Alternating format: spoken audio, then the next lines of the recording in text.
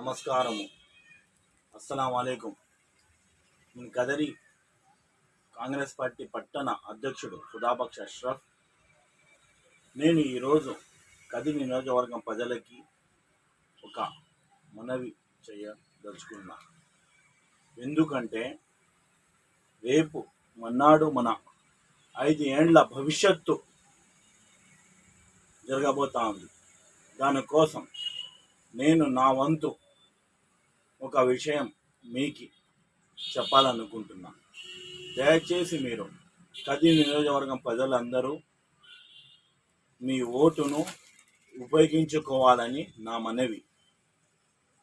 అయ్యా, అమ్మ, అక్క, తమ్ముళ్ళారా, నేను ఒకటే మీకు కోరుకుంటున్నా. మీ ఓటును మీరు ఉపయోగించుకొని ఎన్ని ఇబ్బందులైనా ఎన్ని పనులున్నా ఇడిచిపెట్టుకొని మీ ఓటును మీరు ఉపయోగించుకోవాలి దయచేసి. ఇప్పుడు జరుగుతున్న భవిష్యత్తు కోసం, మన పిల్లల భవిష్యత్తు కోసం మీరు మీ ఓటుని ఉపయోగించుకోండి. మన కాంగ్రెస్ పార్టీ చేసిన పనులను మీరు గుర్తుంచుకోండి.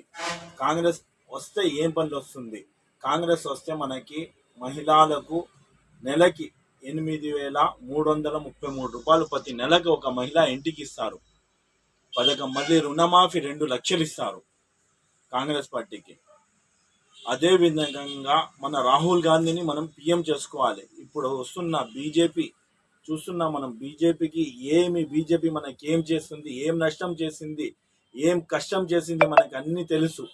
దయచేసి మనవి ఏమనగా, మీరు బీజేపీని ఈ నుండి కాళ్ళు తీసేయాలి. బీజేపీకి అసలుకి ఇక్కడ నుండి తరిమి కొట్టాలంటే మీ ఓటును మనం కాంగ్రెస్ పార్టీని వేపించి 2 ఓట్లను మనం ఒక ఓటు వేస్తే మనకి కష్టాలు అట్లే ఉంటాయి. 2 ఓట్లు వేస్తేనే 2 ఓట్లు కూడా మీరు దయచేసి కాంగ్రెస్ పార్టీని వేపించి గెలిపించుకోవాలని నా ప్రార్థన. ఎందుకంటే మన కాంగ్రెస్ పార్టీతోనే సాధ్యం. మనకు ప్రత్యేక హోదా అయినా సరే, మనకి 2 లక్షల రుణమాఫీ అయినా సరే, మనకి ఉన్న భవిష్యత్తరాలు కోసం మనకు కాంగ్రెస్ పార్టీ వస్తేనే మంచి జరుగుతుంది. నా యొక్క ఆవేశన.